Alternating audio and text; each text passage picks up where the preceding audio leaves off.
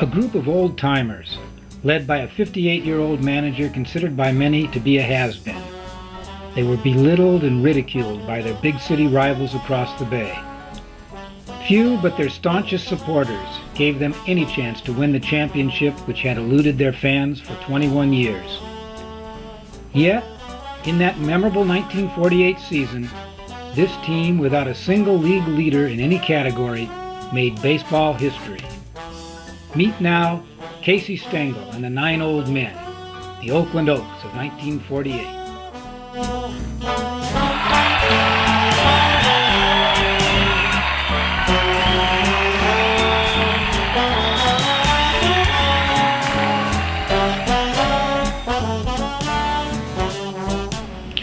It was 1946 when the Oakland Oaks began their push to win the Pacific Coast League Championship. In the 43 years since the league was formed in 1903, the Oaks had won the pennant only twice. The last time had been in 1927, when, with players like the legendary Buzz Arlett and future Yankees Lynn Larry and Jimmy Reese, the team finished 14 and a half games ahead of the second-place San Francisco Seals. But in the 19 intervening years following that victory, the Oaks had finished above fifth place only 5 times.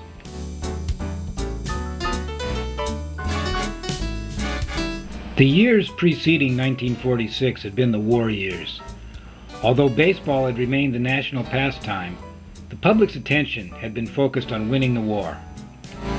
And the careers of many of the best players had been cut short, or at least interrupted, by their service in the armed forces.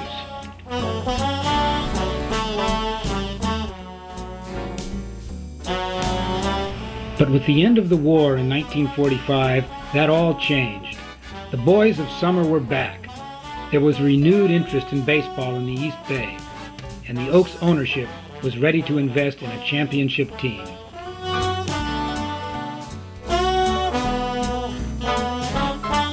The move to bring the pennant back to the East Bay began with the search for a new team manager. Casey Stengel had been a fast, hard-hitting outfielder with the Brooklyn Dodgers, Boston Braves, and New York Giants during his playing days from 1912 to 1925. He began his 10-year Major League managing career in 1934 with the Brooklyn Dodgers, and later took over for the Boston Braves. His teams never finished better than 5th place, and by 1945 he found himself in the Minor League American Association, managing the Kansas City team to a 7th place finish. His career as a manager appeared to have come to an end.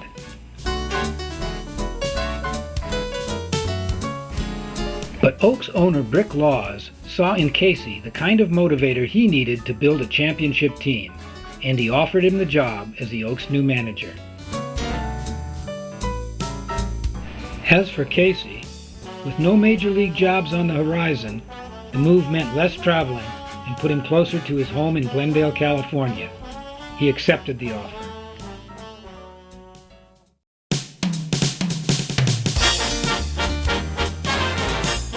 Casey had a 3-year plan. 1946 would be his get-acquainted year. 1947 would be dedicated to acquiring the talent he needed. And 1948 would be the year he brought home the pennant.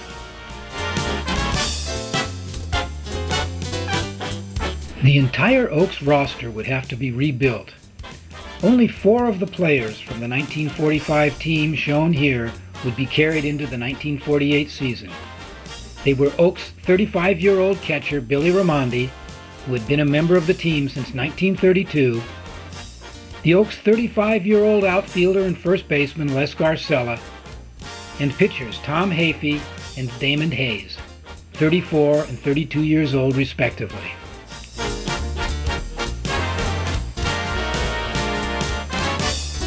As the 1946 season began to get underway, Casey did more than just get acquainted.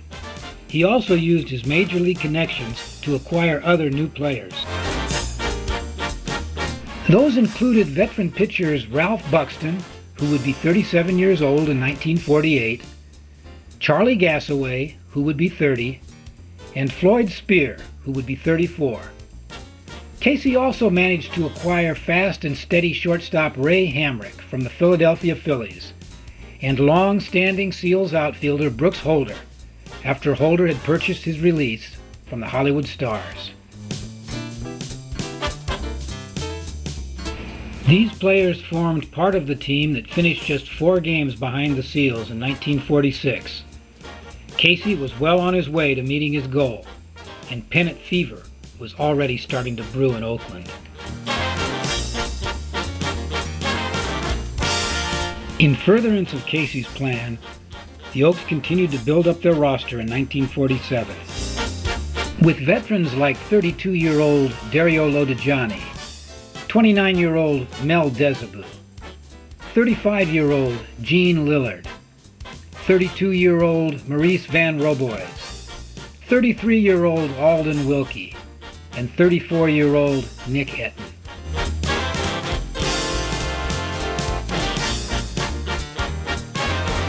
Not all of Casey's acquisitions were old-timers, though. They also included first baseman Vic Bucola from Spokane, Eddie Murphy from Bremerton, Tom Hafey's younger brother, 23-year-old Oakland native Will Hafey, and an impetuous 19-year-old kid from the Berkeley Sandlots named Alfred Manuel Martin, who would play second base for the Oaks and eventually go on to make history in his own right.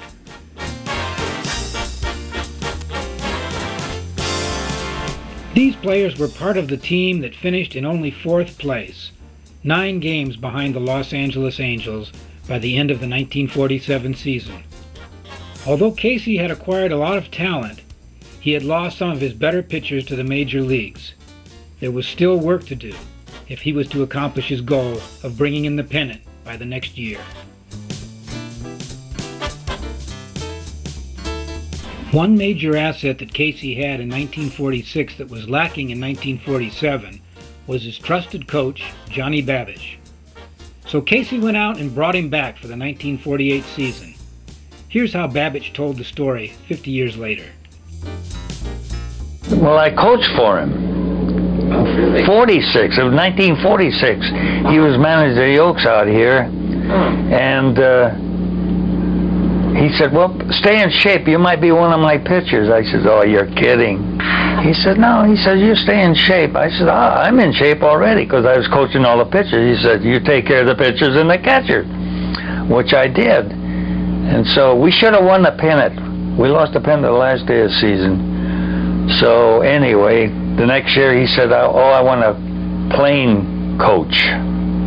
So he had his players coach, and so I got a job managing Stockton. Really? In the California League. Oh. And we tied the All-American League baseball record, winning 26 straight. He kept asking me to come on back, because he's having a problem with his coach. He had a sore back. And a coach that has a sore back is no good for the pitchers, because he's got to hit fly balls to him all day long. I said, I can't do it, Case. I said, we're in the winning game, the winning process right now. We've already won 16 straight. So he said, well, if you can't make it now, I want you back at the end of the season. I said, I'll do that. Okay. So we won the pennant easy, and we won the playoffs and everything. We had a hell of a good ball club. So anyway, the next year I come back to Case, and he said, well, he says, you got the job that you had in 46. You're my coach. I said, okay. He didn't bother saying whether you had to be in shape or not.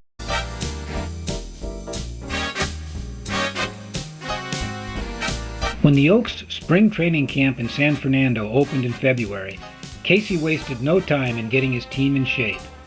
He began by working out the rookies from the Oaks Class C Stockton team in the California League. Hour after tiresome hour each day, the old professor put the youngsters through their paces. After a couple of hours of batting practice each day, Casey would organize an infield and put the young players through 30 to 40 minutes of practice. After the regulars arrived in camp, Casey began the serious business of spring training, with workouts, practice games, and even exhibition games with college and major league teams. By early March, Casey appeared to have found the group that would open the league's schedule. They were center fielder Lloyd Christopher, left fielder Brooks Holder, second baseman Dario Lodigiani, third baseman Merrill Combs, shortstop Ray Hamrick, Les Scarcella in right field, catcher Billy Raimondi, and first sacker Nick Etten.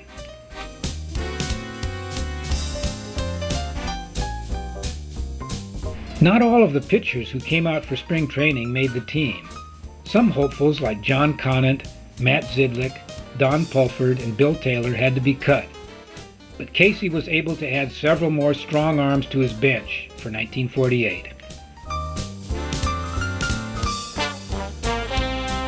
Those included 40-year-old Bob Klinger from the Red Sox, left-hander Lloyd Hiddle, who had been part of Johnny Babbitt's team that won the California League pennant in 1947, left-hander Earl Jones from Toledo, and 33-year-old Les Weber from the Cleveland Indians.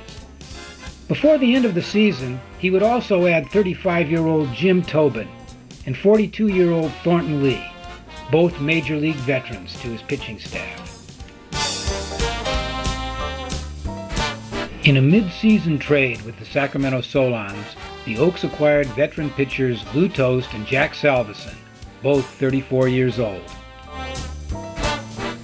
Did you call out the name of Jack Salveson, who was the concessionaire's most favorite enemy? Oh, the reason for that is that he would pitch so fast they couldn't throw any hot dogs and peanuts when he was pitching that night. The game was over fast.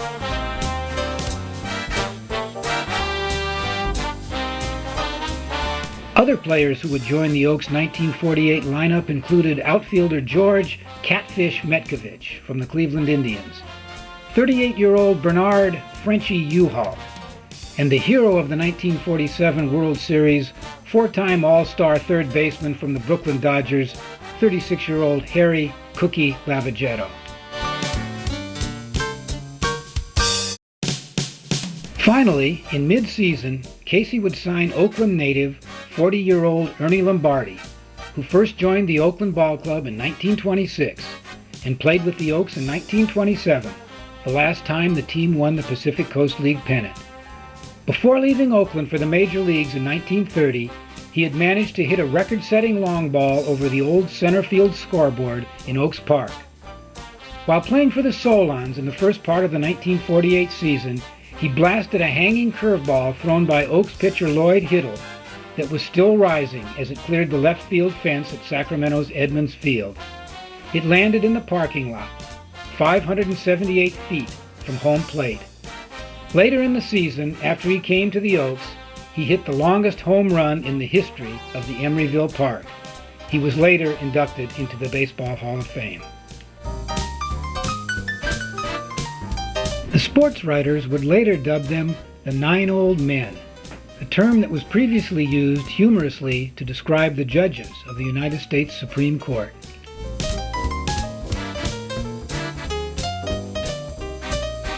As the 1948 season got underway, Casey's managerial style started to become clear. He didn't always go with the same lineup. Instead, he would substitute players in the field and distribute the pitching. It was a time before managers used a pitching rotation, but here's the way Coach Johnny Babbage described Casey's practice. I'd always make him out a list of pitchers that I was going to use for the week, see? He'd always say, let me have one day. I said, what day do you want? He says, Thursday. Because he always had hunches. He'd pick out one pitcher. He said, have 2 or 3 pitchers ready for that one day. I said, I'll be ready. He says, I know. So anyway, he'd pick that special pitcher, see? So every Thursday, I'd make out a list and I'd give it to him. I'd leave the list open until he told me who he wanted. Then I put it down for him and me, too. That's how the pitchers knew when they were taking their turns in pitching. And here's how the coach kept his pitchers in condition. When I was coaching under Stengel, I'd always take extra pitchers, all the pitchers except the guy who was pitching tonight, and the catchers, and if they had any outfielders wanted to come out and work out with me, I'd take them out every day and work them out, see? And then I would pitch an hour's batting practice to the pitchers because they never got any batting practice. And the other extra infielders and outfielders and catchers, I would pitch to them too, see? And what was Casey's style for coaching during the games? Here's how the coach described that. Then when he was coaching out here, oh, I used to get a bang out of him. He knew so many people out here. He used to coach third base. And the ball players on second base, they didn't know what to do. He had his head in the stand. So remember Billy Raimondi? I've heard of him. He was a catcher, see? He says, let's get that old man off of coaching third base. He's got his head in the stands all the time. So I went and coached third base all the time after that, see? Okay. And Casey, well, he sat on the bench. He said, if I can't coach third base, I'm going to sit on the bench, which he did. He used to give signs and all that.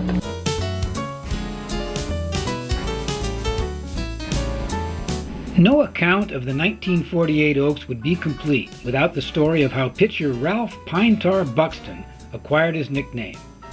And nobody could tell the story better than Oaks radio broadcaster Bud Foster, who witnessed the event firsthand. Well, that 19 bill was Floyd Spear. That was the old Arkansas Hummingbird that Casey picked on to pitch that one inning of baseball against the Seals one night when the Seals won a protest on Pine Tar Buxton. That was the night O'Doul said he's using too much pine tar in the baseball. That screwball's breaking too big. Somebody threw it up in the stands, so lefty couldn't get it, but the late President Clarence Rowan upheld the protest, and the Oaks had to go across the bay on a bus to play in just one inning that night. And so Casey, looking around for a pitcher who thought could get the ball over the plate and get somebody out, picked on Floyd Spear. He threw 9 curveballs in a row at the Seals, and that was all that she wrote. And everybody was going back in the bus to Oakland again. And the Seals were still in their own ballpark and were playing Seattle, a full 9-inning ball game after that. That was one of the oddest looking experiences I've ever seen in baseball, was that evening. What must Casey have thought about all that? You know what Casey used to say? He said, knock him down. Don't let him take that ball out of your hand. Knock him down. Geez, I used to hear that so often. Oh, I used to hear that so often with him. The team Casey knew he had to beat in order to capture the pennant was the Oaks' long-standing rival, San Francisco, managed by Lefty O'Doul. Whatever his style, the old professor seemed to have the right formula, bringing players in and out of the lineup, moving them around, and using them to the best of their abilities. By late May, Casey found his team in 4th place. The Oaks then got a break during a crucial 7-game series between the Oaks and the Seals, when the Seals' star outfielder Gene Woodling injured his leg in a bungled squeeze play at the plate, rendering him unable to play for about 6 weeks. By the end of June, Casey had positioned his team 4 games out of first place. In another critical 6-game series against the first-place Seals in July, Casey's old men rallied from behind in 3 consecutive games. In the final month of the season, the Oaks went 24-6. By September the 20th, with just 1 week remaining in the season, the Oaks and the Seals were tied for first place. It all came down to the first game of a scheduled doubleheader against the Sacramento Solons in Oakland on Sunday, September 26, 1948. Because the Solons ballpark had burned down in July, they were forced to play the rest of the season on the road. And in this game, which was originally scheduled to be played in Sacramento, they were considered the home team, but not to the capacity crowd of East Bay fans who had come out to see their Oaks make history. Earl Jones started on the mound for the Oaks. Due to an earlier injury, catcher Billy Raimondi was on the disabled list, so Ernie Lombardi was behind the plate. Etten was at first. Martin, Lodigiani, and Combs filled out the rest of the infield. In Casey's typical style, during the game he would utilize Holder, Christopher, Metkovich, Dezabu, Scarcella, and Lavagetto in the outfield. All would contribute to the outcome of this historical game. Babbage coaching and Casey at the helm. Trainer Red Adams, bat boy Chuck Simons, and the rest of the players looking on eagerly from the dugout. The Solons scored in the first inning on a sacrifice fly by Joe Marty, but the Oaks tied it up in the second when Brooks Holder scored on a blow by Jones to the right. The Solons went out in front again in the bottom of the second. Then came a 4-run rally in the top of the third, when Holmes singled, Cookie Lavagetto doubled, and both men scored on Nick Etten's line double against the right center field fence. With Etten on second, Les Garcella was hit by a pitched ball. Brooks Holder got on base on an error, loading the bases. Etten then scored on a fly by Loda Johnny, and Scarzella scored on a single by Lombardi. The Oaks led 5-2. Spear came in to relieve Jones, and the Oaks kept their lead until the fifth inning, when Solon's outfielder Joe Marty drove in 3 runs, and the Solons scored another run to go ahead 7-6. Ralph Buxton then came in to relieve Spear. Lloyd Christopher tied it with a homer in the top of the fifth, and the Oaks went ahead 8-6 in the sixth inning, when Combs singled, Lavagetto doubled for 1 run, and Metkovich sacrificed him to third. Etten and Scarzella walked to load the bases, and Lavagetto scored on Mel Dezabu's blow to the pitcher. But the Solons came back with another run to tie the score 8-8. With 1 out in the seventh, Buxton singled. Combs did the same. Metkovich got a base hit to shortstop, and Buxton scored on the play. Etten then singled Combs home, putting the Oaks ahead 10-8. That was all the Oaks needed. Jim Tobin came in to save the win for Buxton. As Tobin crossed first base to field the final out in the ninth inning, the Oakland fans went wild. The Oaks had won the game and the pennant, their first pennant in 21 years.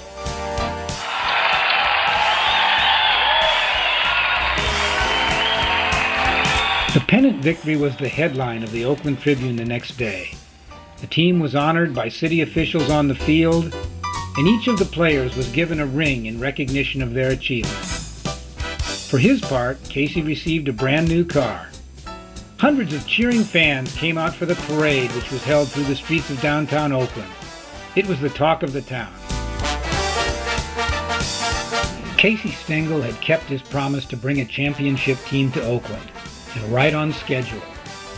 But before the next season began, Casey would go to New York to manage the Yankees. Martin would follow him the following year, and Billy Raimondi would be traded to the Solons. The Oaks would win one more pennant in 1950 under manager Charlie Dressen, but no team would ever again capture the hearts and the fancy of the Oakland fans like the Oakland Oaks of 1948. They came together for a moment in time and went their separate ways.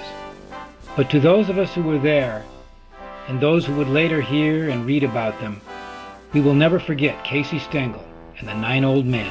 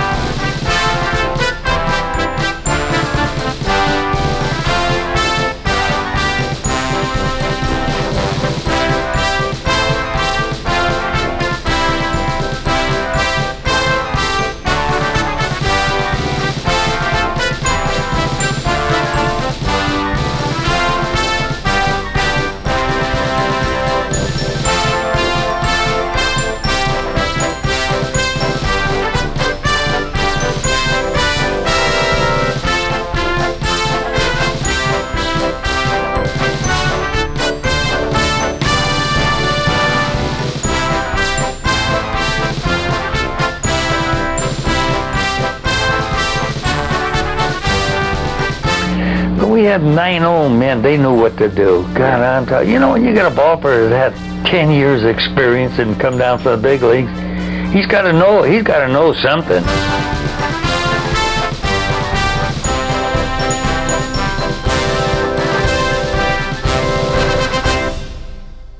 So we won a pennant that year.